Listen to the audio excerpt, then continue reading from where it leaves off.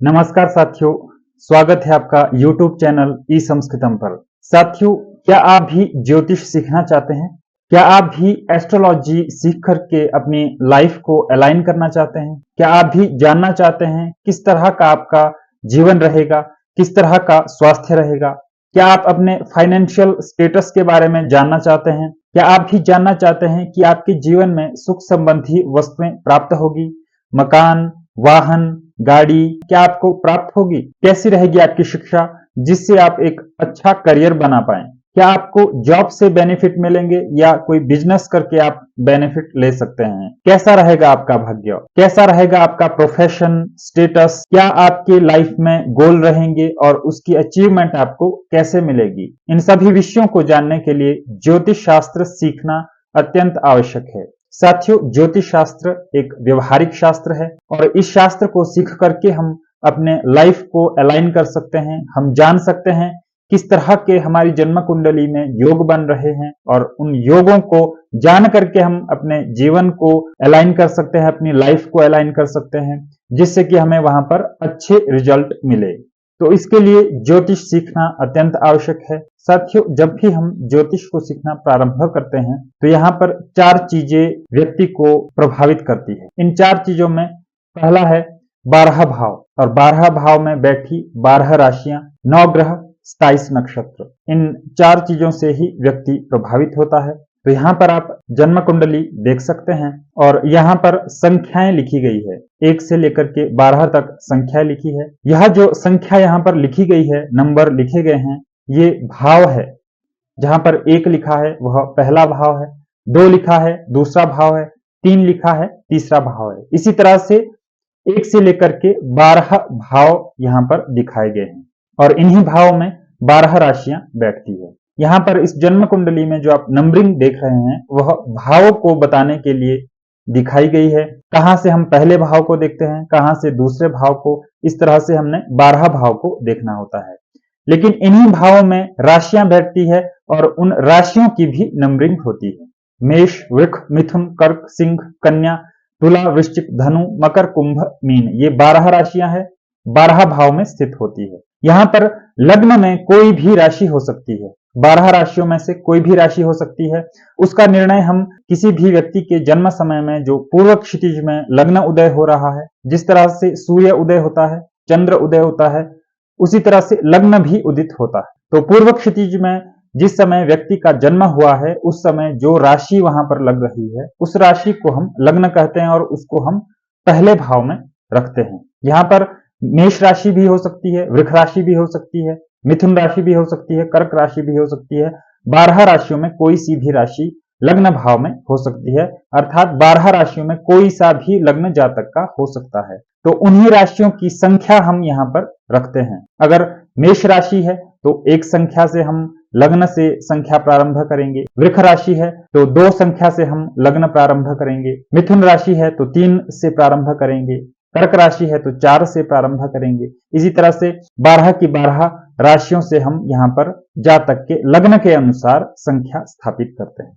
इसी तरह से राशियों में ग्रह स्थित होते हैं, जैसा कि आप सुनते हैं सूर्य मेष राशि में गोचर कर रहा है, अर्थात वह इस समय मेष राशि से होकर के गुजर रहा है। शनि कुंभ राशि में गोचर कर रहा है, अर्थात वह अभी कुंभ राशि से गोचर कर रहा है, वह कुंभ राशि में है। जो लग्न व्यक्ति का जन्म लग्न है उस लग्न के अनुसार जातक की जन्म कुंडली बनती है और उस समय ग्रह जिस राशि में स्थित है उन राशियों में उन ग्रहों को हम स्थापित करते हैं और उन राशियों को जो जो भी भाव मिलते हैं उन उन भाव में वो ग्रह स्वतः स्थित हो जाते हैं।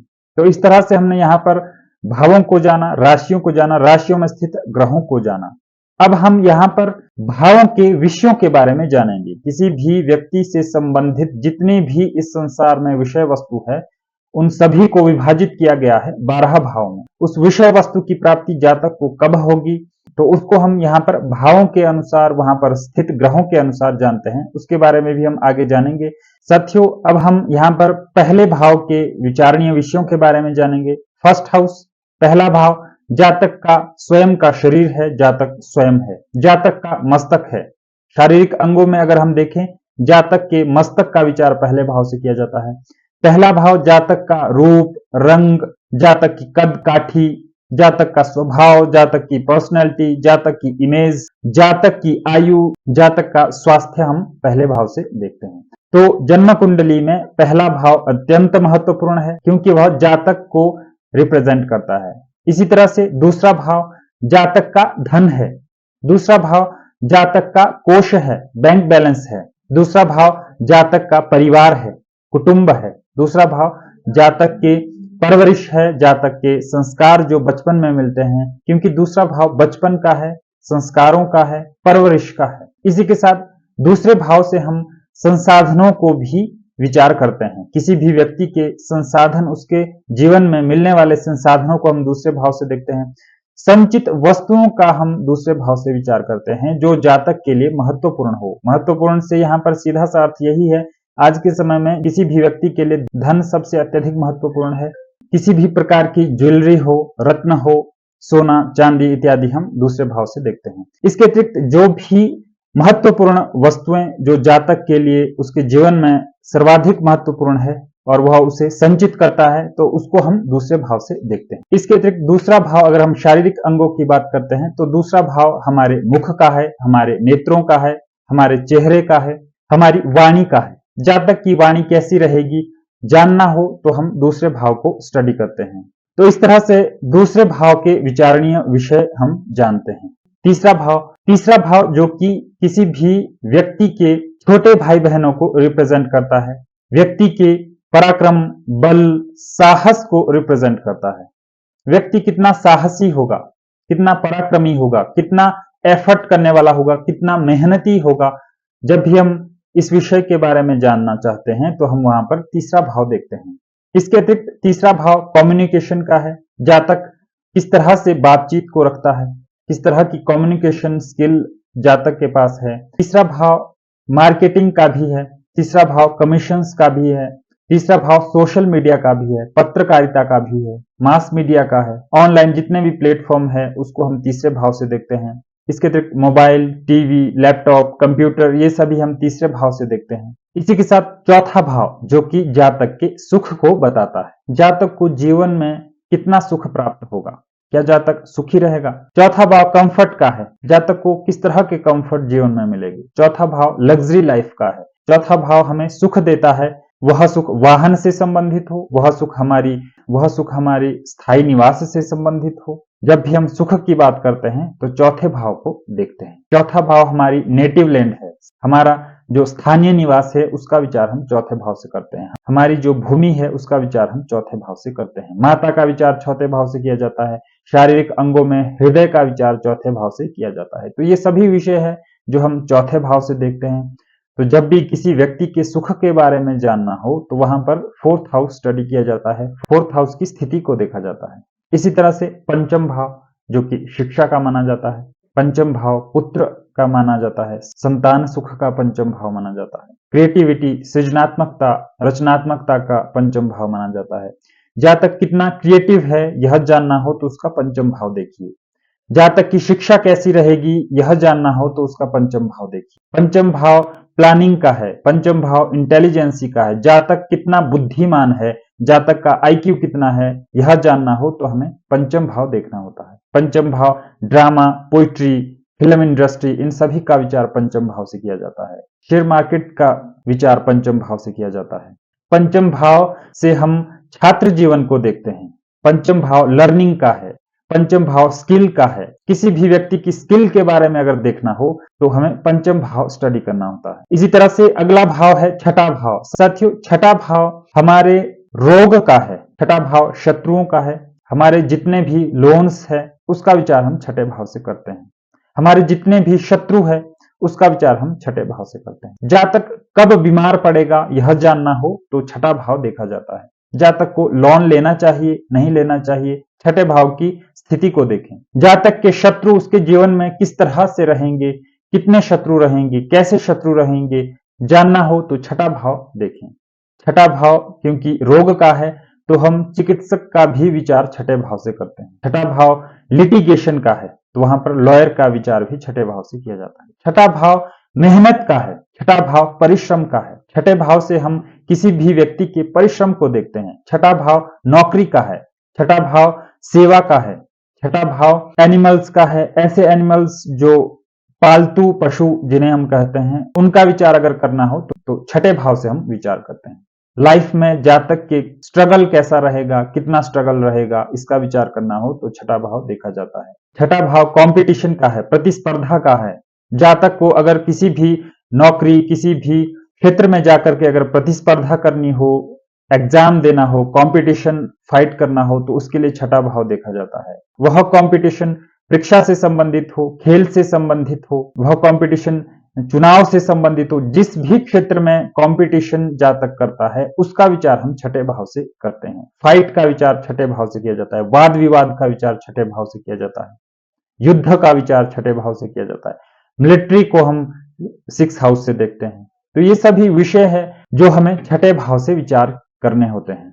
इसी तरह से 7वां भाव, क्योंकि यह भाव सीधा लग्न से ऑपोजिट है, लग्न के सामने वाले का है, अर्थात यहाँ पर 7th हाउस कस्टमर के रूप में भी देखा जाता है अगर जातक बिजनेस कर रहा है। 7th हाउस जातक के पार्टनर का भी माना जाता है। पुरुष है तो उसकी पत्नी का विचार 7th हाउस से होता है, स्त्री है तो उसके पति का विचार 7th हाउस से हम करते हैं। 7th हाउस व्यापार का है, व्यवसाय का है। 7th हाउस से हम व्यापार देखते हैं। जातक के जीवन में व्यापार कैसा रहेगा, अगर वह व्यापार करता है तो क्या वह सक्सेस होगा, इसका विचार करना हो तो 7वें भाव की स्थिति को देखना अनिवार्य है। 7वां भाव डीलिंग का है, 7वां भाव ओपन एनिमी का है। तो इस तरह से हम 7th हाउस से विचार करते हैं। इसी तरह से अगर हम 8वां भाव देखें तो जन्म कुंडली में बुरा कहा जाने वाला भाव 8वां भाव माना जाता है। छठे भाव को भी हम बुरा कहते हैं, उसके फल कहीं ना कहीं नेगेटिव होते हैं। 8th हाउस को नेगेटिव कहते हैं, 12th हाउस को भी हम नेगेटिव कहते हैं। तो यहाँ पर 8वें हाउस से हम नुकसान, दुर्घटनाएं, दुर्भाग्य को देखते हैं। 8वें भाव से आयु का विचार किया जाता है, लॉन्जिविटी का विचार 8वें भाव से किया जाता है। जातक की आयु कितनी रहेगी, इसका अगर विचार करना हो तो 8वां भाव देखा जाता है। 8वां भाव 9वें भाव का 12वां है, इसलिए 9वां भाव भाग्य का है तो उससे 12वां जो कि उसको नेगेट करता है, तो 8वां भाव दुर्भाग्य का है। 8वां भाव डीप नॉलेज का है, 8वां भाव रिसर्च का है, 8वां भाव ऐसी संपत्ति का है जो अनर्जित संपत्ति हो, ऐसी संपत्ति जो अनर्जित होती है, जो जातक ने स्वयं नहीं कमाई है। तो इस तरह की संपत्ति यहाँ पर हम पैतृक संपत्ति को देख सकते हैं, डावरी को देख सकते हैं, लॉटरी को देख सकते हैं। इस तरह की संपत्ति जो है वह एफडी, आरडी, इंश्योरेंस इत्यादि, ये सभी जो धन हमें मिलता है इसको हम 8वें भाव से देखते हैं। पेंशन को हम 8वें भाव से देखते हैं। तो ऐसी संपत्ति जो जातक ने स्वयं अर्जित नहीं की है उसका विचार हम 8वें भाव से करते हैं। 8वां भाव ऑकल्ट साइंस का है, ऐसे शास्त्र जो रहस्य को बताते हैं, ज्योतिष शास्त्र हो, वास्तुशास्त्र हो, हिस्ट्री हो, आर्कियोलॉजी हो, जियोलॉजी हो, इनका विचार हम अष्टम भाव से करते हैं। बायोलॉजी हो, इसका विचार हम अष्टम भाव से करते हैं। तो ये सभी जो विषय है हम 8वें भाव से विचार करते हैं। जमीन के अंदर जितने भी हम कार्य क्षेत्रों को लेते हैं, वो माइनिंग से संबंधित हो, पेट्रोल से संबंधित हो, धातु से संबंधित हो, इन सभी का विचार कहीं ना कहीं 8वें भाव से किया जाता है। इसी तरह से 9वां भाव जो कि भाग्य का माना जाता है, सर्वाधिक महत्वपूर्ण किसी व्यक्ति के जीवन में होता है। 9वां भाव गुरु का माना जाता है, 9वां भाव उच्च शिक्षा का माना जाता है, 9वां भाव धर्म का माना जाता है, 9वां भाव परंपराओं का माना जाता है। वंशानुक्रम अथवा समाज से जो हम परंपराएं सीखते हैं, परंपराओं को देखते हैं, उनका आचरण करते हैं, उसका 9वां भाव माना जाता है। धर्म का 9वां भाव माना जाता है, प्रकाशन का 9वां भाव माना जाता है। तो ये सभी 9वें भाव से विचार किए जाने वाले विषय है। इसी तरह से 10वां भाव आजीविका का, प्रोफेशन का, कर्म का 10वां भाव माना जाता है। स्टेटस का 10वां भाव माना जाता है। जातक का कर्म किस क्षेत्र से संबंधित होगा, क्या वह शिक्षक बनेगा, क्या वह डॉक्टर बनेगा, क्या वह इंजीनियर बनेगा, क्या वह एक खिलाड़ी बनेगा, क्या वह सेना में जाएगा, क्या वह सेवा देगा, क्या वह एक उच्च अधिकारी बनेगा, क्या वह नेता बनेगा। ये सभी जितने भी कार्य क्षेत्र है, जो भी कर्म है, उस कर्म को हम 10वें भाव से देखते हैं। जातक कौन सा कर्म अपने जीवन में अपनाएगा, कौन सा कर्म करेगा जिससे कि उसका जीवन निर्वहन हो, उसका विचार हम 10वें भाव से करेंगे। जातक का स्टेटस क्या रहेगा, उसका विचार हम 10वें भाव से करते हैं। अधिकारी का विचार 10वें भाव से किया जाता है, सरकार का विचार हम 10वें भाव से करते हैं। तो ये सभी 10वें भाव से विचार किए जाने वाले विषय है। इसी तरह से 11वां भाव गेन का है, लाभ का है, इच्छा पूर्ति का है, मनोकामना पूर्ति का है। यह भाव जन्म कुंडली में सर्वाधिक महत्वपूर्ण है क्योंकि यह लाभ का है, किसी भी विषय वस्तु से संबंधित लाभ हम 11वें भाव से देखते हैं। 11वां भाव मित्रों का है, 11वां भाव हमारे सोशल सर्कल का है, 11वां भाव से हम क्लब को देखते हैं, सहकारी समितियां, इन सभी का विचार 11वें भाव से किया जाता है। तो ये सभी विषय 11वें भाव से विचार किए जाते हैं। अब अंतिम भाव जो कि 12वां भाव है, अंतिम भाव होने के कारण यह भाव मोक्ष का भाव है। यह भाव, इस भाव से हम मृत्यु का भी विचार करते हैं। इस भाव से व्यय का विचार किया जाता है, नुकसान का विचार किया जाता है। 12वां भाव एकांत का है, 12वां भाव विदेश का है, 12वां भाव अस्पताल का है, जेल का है। ऐसे क्षेत्र जहां पर आइसोलेटेड होकर के रहना पड़े, जेल हो, अस्पताल हो, इस तरह के क्षेत्रों को हम 12वें भाव से विचार करते हैं। अगर जातक का 12th हाउस एक्टिव है दशा के अंतर्गत, तो कहीं ना कहीं जातक को विदेश जाना पड़ेगा। तो साथियों, इस तरह से हम यहाँ पर 12 के 12 भावों के विषयों को जानते हैं, जो कि हमें फल कथन करने में, प्रेडिक्शन करने में सहायक होते हैं। तो यहाँ पर हमने जाना किस तरह से 12 भाव से हम विषयों को विचार करते हैं। यहाँ पर कुछ भाव जो है वह जन्म कुंडली में सर्वाधिक महत्वपूर्ण है, उन्हें भी हम देखेंगे। साथियों, लग्न भाव, पंचम भाव और नवम भाव, इन भावों का किसी भी जन्म कुंडली में सर्वाधिक महत्वपूर्ण योगदान होता है, क्योंकि ये पॉजिटिव हाउसेस है। फर्स्ट हाउस जातक के स्वयं का है, लग्न का है, शरीर का है, जातक स्वयं है। फिफ्थ हाउस उसकी इंटेलिजेंस है, उसके पूर्व कर्म से जो भाग्य लेकर के आया है उसका विचार हम पंचम भाव से करते हैं। शिक्षा का पंचम भाव है। इसी तरह से नवम भाव भाग्य का है, उच्च शिक्षा का है, गुरु का है। ये त्रिकोण भाव भी हम इनको कहते हैं। लग्न, पंचम, नवम, इन त्रिकोण भावों का सर्वाधिक महत्वपूर्ण योगदान रहता है किसी भी व्यक्ति के जीवन में। इसी तरह से 6, 8, 12 ये जन्म कुंडली में नेगेटिव हाउसेस माने गए हैं। छठा भाव रोग रिपु ऋण का है। 8वां भाव दुर्भाग्य, दुर्घटना, चिंता इत्यादि का माना जाता है। 12वां भाव नुकसान का है, व्यय का है। तो ये कहीं ना कहीं नेगेटिव हाउसेस है और इन हाउसेस को त्रिक नाम से ज्योतिष शास्त्र में जाना जाता है। इसके अलावा पहला, चौथा, 7वां और 10वां ये केंद्र भाव माने जाते हैं। तो इस तरह से हमने यहाँ पर देखा, भावों के विचारणीय विषयों के बारे में हमने जाना। साथियों, अब यहाँ पर हम जानेंगे इन भावों से संबंधित फल जातक को कब मिलेंगे। तो यहाँ पर हमने हमेशा ध्यान रखना है, जिस भी भाव में जो ग्रह बैठा है, जो ग्रह उस भाव को देख रहा है और जो ग्रह उस भाव का स्वामी है, तो इन ग्रहों के पास अधिपत्य है उस स्पेसिफिक हाउस के फल देने का। इसमें भी जो उस भाव में बैठा ग्रह है वो उस भाव का सबसे पहले फल देगा और सर्वाधिक फल देगा।